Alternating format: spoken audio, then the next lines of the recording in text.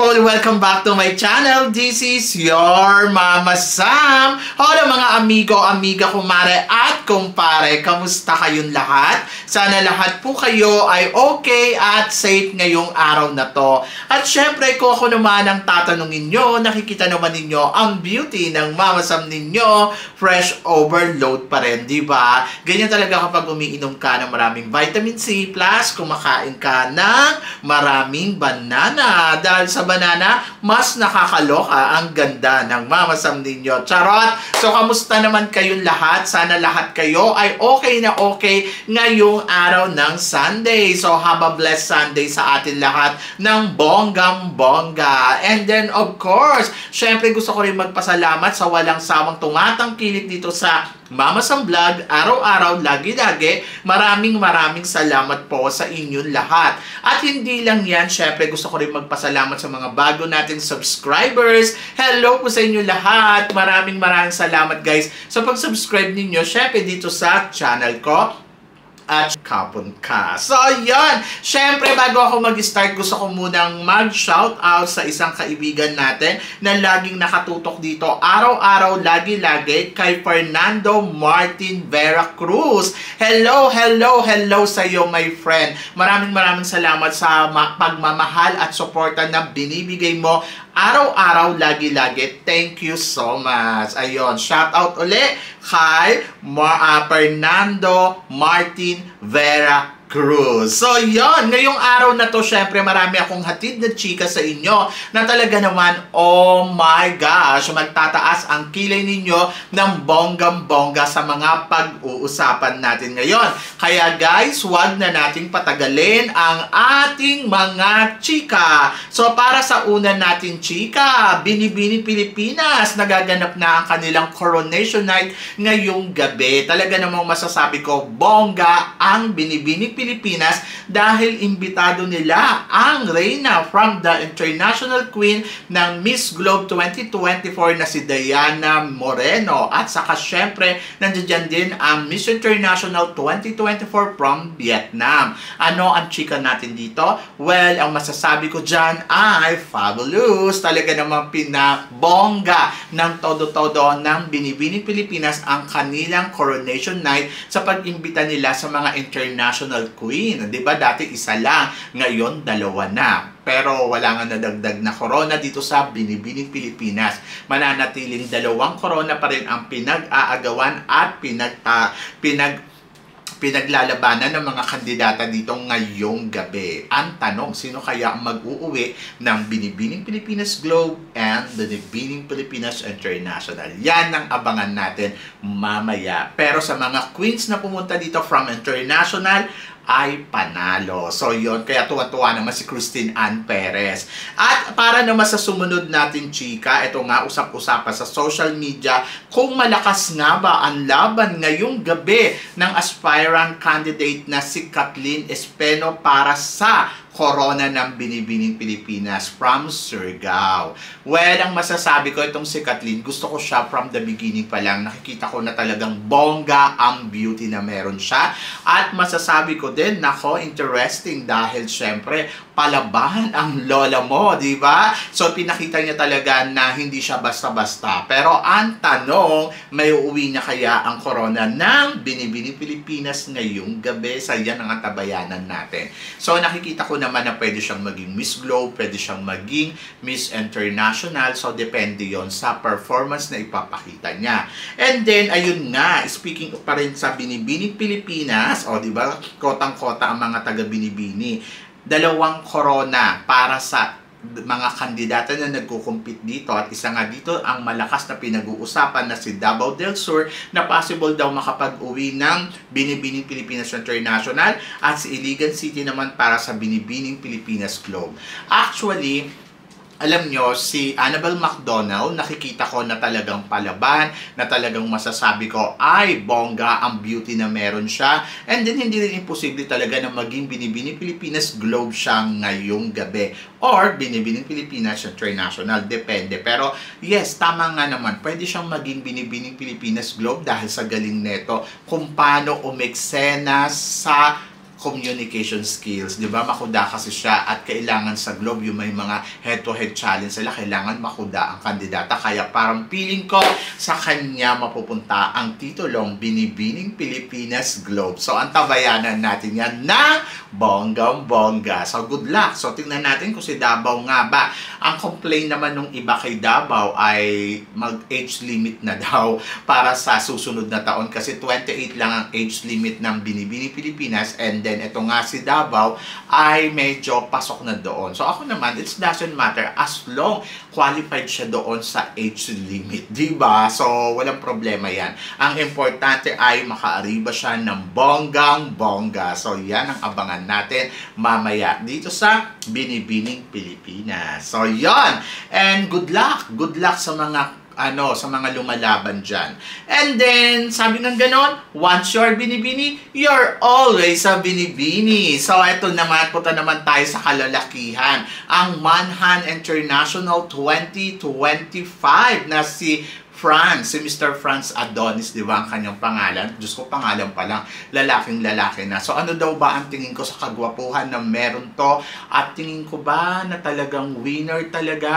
Oo. Well, dahil nakita ko siya in person at napanood ko ang competition, siya talaga yung nakikita ko na pwedeng manalo talaga dito sa Manhunt International. At ayun na ang nangyari, siya nga nakapag-uwi ng titulo. So, wala namang problema dahil talagang deserve naman niya at parang feeling ko kung yung quality ang hinahanap natin sa pagiging isang manhunt ay pasok na pasok dyan talaga si Franz. So tignan na lang natin kung ngayon joining niya dito sa Manhunt International kung gaano nga ba siya magiging malakas sa pagpasok ng mga endorsement dito sa Manhunt International for 2025. So alamin natin yan sa mga susunod niyang mga eksena bilang hari ng Manhunt International, di ba? So, hindi ko lang alam kung kasama ba nila yung top 5, pero ang alam ko, guwapo siya. So, yon. At bagay si Christine Ann Perez. Hindi kami kasi ako para na lang dun sa runners-up. Ay, may ganon. Anyway, good luck. And I love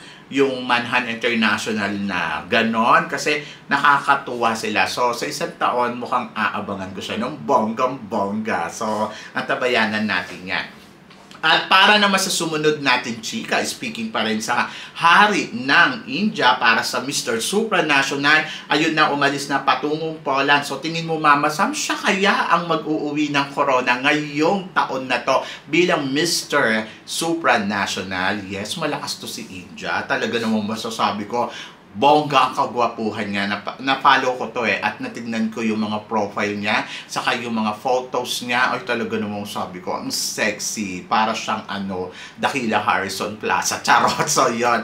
Pero, syempre, sana wala talaga siyang amoy. Charot. Kasi, meron akong mga kandidato na parang feeling ko kaya hindi sila pumapasok kasi may amoy sila. So, yon. Ay, nako ha. Totoo, may mga kandidatong ganon. Pag lumapit ka sa kanila, parang kuya, ano ba, naligo ka ba kanina? Yung ganon, ang gwapo-gwapo mo, tapos ganyan yung amoy. Pero syempre, hindi ko nasasabihin ko sino. Pero may mga ganon. And then, sana wala. Pero ang mga Indiano naman, in fairness naman, kasi yung mga candidates nila, pag nai-interview ko, ang babango nila. Promise. Parang hindi lang sila mabango, ang sasarap pa nila. Ganon. Pero syempre, tingnan natin kung anong ipapamalas ni Mr. Supranational ngayon ng India. At naniniwala ako na malakas ang laban ng India dahil sa looks pa lang neto ay talagang winner na. So abangan natin yung magiging performance. Pero syempre si Kenneth, nakikita ko rin ng malakas talaga ang pambato natin sa competition na to at lumalaban ng bonggang-bongga. So, tingnan natin kung sino ang kakabog, si Mr. Philippines ba or si Mr. India. Diba? So, yon, good luck. Ay, nako, exciting yan. Exciting ang magiging bakbakan nila. Diba? So, punta naman tayo dito sa Miss Grand International. So, ito na nga, ang ating queens na si CJ Opiasa bilang Miss Grand International ay lilipad patungo Myanmar. So, yon, busy-busy ang mga Miss Grand organization plus yung queen. So, ito na yung first project ni CJ Opiasa. Lilipad siya sa Myanmar, and then 18 to 22 ng June. So, sa Wednesday. So, ayun, magpapasiklab ng bonggang-bongga do si CJ Opiasa. At talaga naman, oh my gosh, exciting to. Dahil ito na yung first eksena niya bilang Miss Grand Queen. And let's see kung ano nga ba ang magiging ganap at kung ano nga ba ang magiging pasabog ng isang CJ Opiasa bilang bagong reyna ng Miss Grand International, the only #1. So yon, so good luck, good luck. At naniniwala naman ako na talaga namang aariba ang ating reyna. Speaking of CJ Opiasa, syempre yung kapatid niya na si Princess Opiasa, ay, ayun na nga. So, nalaman na natin yung result ng pinaglalabanan nila dito, Mr. and Miss Fitness Supermodel World. O, di ba? So, ayan ay ginanap sa Vietnam. So,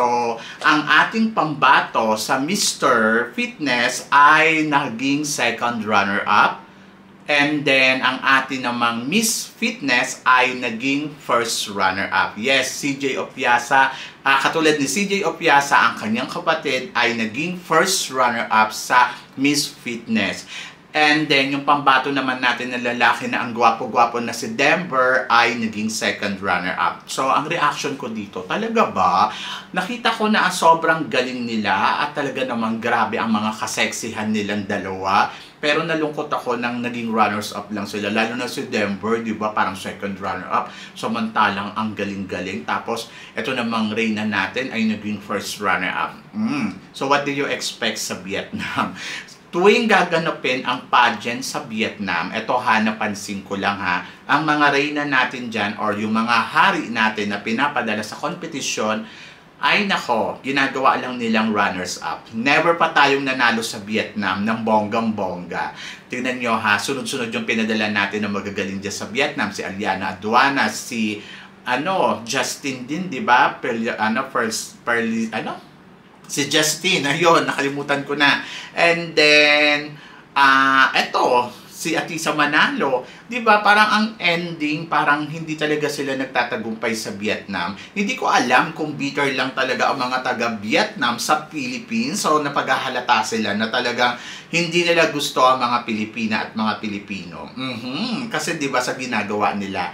Pero, dito sa Thailand, pag lumalaban ang mga kandidato at kandidata natin dito, in fairness sa Thailand ha, nagta-top 5 tayo or nagta-title talaga. So, marami ng beses tayo na nag-title dito sa Bangkok, Thailand, kung saan ginagawa ang mga international pageant at talaga namang wala silang bitterness na nararamdaman sa mga Pilipino dahil naniniwala silang magaling ang mga Pilipina at Pilipino na ipinapadala natin sa international pageant. Yun lang yung naobserbahan ko. Pero sa Vietnam, ay nako, simple pero may bitterness na nararamdaman ba sila sa Pilipinas. But okay lang yan. Congratulations pa rin kay Princess Opiasa at saka kay Denver kung saan sila ang nagwagi bilang mga runners-up dito sa Fitness Supermodel World. Wala naman tayong magagawa kung ano yung naging desisyon ng organization dyan. So, ang importante doon, lumaban sila ng patas, lumaban sila sa abot ng kanilang makakaya at nagawa nila yung best nila. So, nakita naman natin na talaga namang deserve nila na maging title pero okay lang yan, Philippines. Diba? Diyos ko, nakakaloka, windang ako dyan. Pero ito, mas mawiwindang kayo dahil grabe pala at confirm na anaconda. Matapos matsugi si Hito ni Papa Nawat sa Miss Grand International, ngayon naman ay sinalo naman siya ng Miss Cosmo Organization. Anong chika natin dyan? Ang chika natin dyan, walang bago. O, diba? So, fabulous, bongga. So, alam naman natin ang Cosmo. They are very open sa lahat at welcome sa lahat ng gustong pumasok sa kanyang pageant. Lalo na alam niya na pinag-usapan to at talagang gumawa ng ingay sa social media. Sabi ng ganon, good and bad is a publicity. So, yon. So, syempre, sinong hindi magiging interesado kay Mr. Myanmar, di ba? Na naging organization sa Miss Grand na talagang gumawa ng ingay. At kahit ako talagang isang uploadan ko lang noon sa video nila, ay umabot na ang comment ko ng yung kung ginawa kong video sa kanila na nag-comment ako doon sa kung nangyari doon sa kaguluhan noon sa Miss Grand. Diyos ko, ang bilis, umabot ng 100,000 views. Oo, na walang kahirap-hirap. So, ibig sabihin, talagang interesado talaga ang magiging organization, kung sino man pageant, na papasok sa kanila, lalo na kung alam nilang pinag-uusapan sila ng mundo. Diba? So, yun. So, hindi ako magtataka kung magsanib-pwersa itong si Bawang at saka si Hito dito sa kanilang ganap laban kay Mr. Nawat. So, ano bang gusto nilang patunayan? So, ayun yung titignan natin. Ako naman, naniniwala naman ako na maganda ang mikain ni Bawang na, come on, welcome. Pero sana naman, wag naman magamit kung sino man yung mga pumapasok sa kanya. Kasi parang feeling ko, welcome niya to para gumawa ng ingay and then mapag-usapan ng bonggong-bongga. But, syempre, sabi nga ganon, business is business. And then, ayan, ganyan na ang nangyayari. But, naniniwala naman ako na nagkakaintindihan sila. And then, very open lang si Bawang sa mga pumapasok sa kanya. And let's see kung ano ang kaganapan na magaganap ng bonggang-bongga sa Miss Cosmo ngayong taon na to. At kung sino nga ba ang ipapadala ni Hito bilang bagong pambato nila sa Miss Cosmo ngayong taon na to. Diba? Diyos ko, exciting yan. Ako, para sa akin, exciting yan, ha? At nakikita ko yan si Hito dito. Ay nako, sobrang panalo, sobrang bongga. Ay nako, talagang mukhang dakila Harrison Plaza. At kahit sino, hindi tatanggi sa kanya. Diba? Diyos ko Lord, bongga yan. So, exciting. Exciting yung pinag-uusapan dyan. At let's see kung ano nga ba ang magaganap sa mga susunod na eksena nila. At para naman sa sumunod na chika, si Oppo nagkaguluhan at talagang maraming dumalo sa kanyang homecoming daan-daan tao from Thailand. Talaga ang nakisaya, nakihalubilo sa kanyang homecoming. Ang bongga. Ang bongga-bongga ni Oppo yesterday. Talagang welcome to Thailand. O, diba? Ganun ang drama. Anyway, may mga nagsasabi na nabayaran lang naman yan, nabili nila yung corona. Guys, wag ganon. Maging happy tayo para kay Oppo, para sa Thailand, dahil, syempre, deserve naman nilang manalo talaga ng Miss World.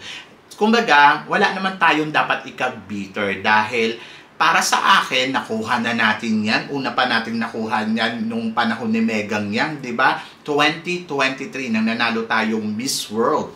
And then, ayun, so magtiwala lang tayo sa proseso na darating din ang ating second Miss World. So, ngayon, ito yung first nila. Imagine mo, 2013 nakuha ng Pilipinas. So, ilang taon bago pa makuha ng Thailand. So, okay lang yan. So, hindi naman na madadagdagan yan. Charot! So, yan.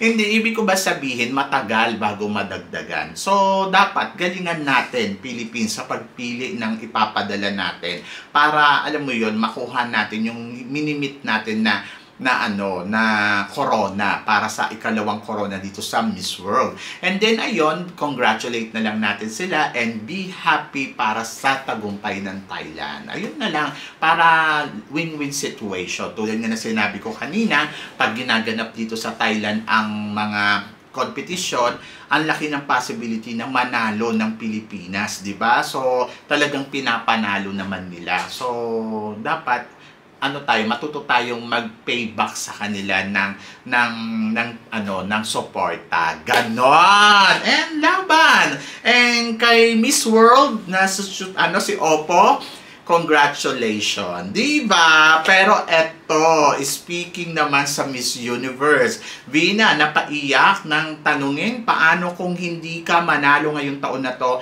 na Miss Universe Thailand. Siyempre malulungkot siya.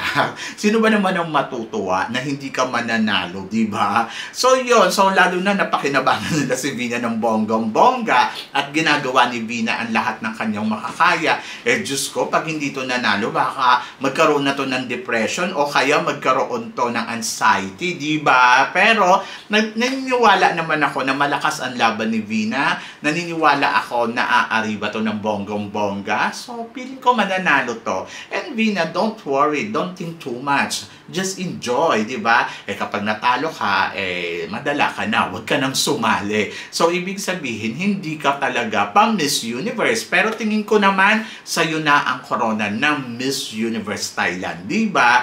And ayun, so keep going lang. Siguro nararamdaman ni Vina na parang lumalakas yung mga kalaban niya at ayun nga, sa Q&A kasi talaga dun talaga siya nadadali. Pero yung performance naman, lalagpasan niya ng bonggang-bongga. Diyos ko, kahit ako malulungkot ako para kay Vina pag hindi to nanalo. Kaya laban lang, Vina, di ba? Pero nakikita ko naman na tagumpay yan in the future, di ba? So eto, delikado daw ang laban ng ating pambato na si Tara Valencia para sa Miss Supranational dahil nga sa ang lalakas ng mga kalaban niya dito, lalo-lalo na daw si Miss Supranational Brazil na talaga namang nakakatakot ang pwedeng maging atake nito dito sa kompetisyon. And then Tara Valencia, hindi natin alam kung tama nga ba ang eksenang ginagawa ni Tara na talagang eksena doon, eksena dito. Pero ako para sa akin, ini-enjoy lang ni Tara at ginagawa niya ang assignment niya. Maganda ang ipinapakita ni Tara Valencia pero hindi ko lang alam talaga kung pasok ba sa panlasa ng organization ang mga eksena ng isang Tara Valencia dito sa Supra. Kumbaga masyadong ano talaga si Tara, ang ingay. But para sa akin, gusto ko yon. Kasi, syempre,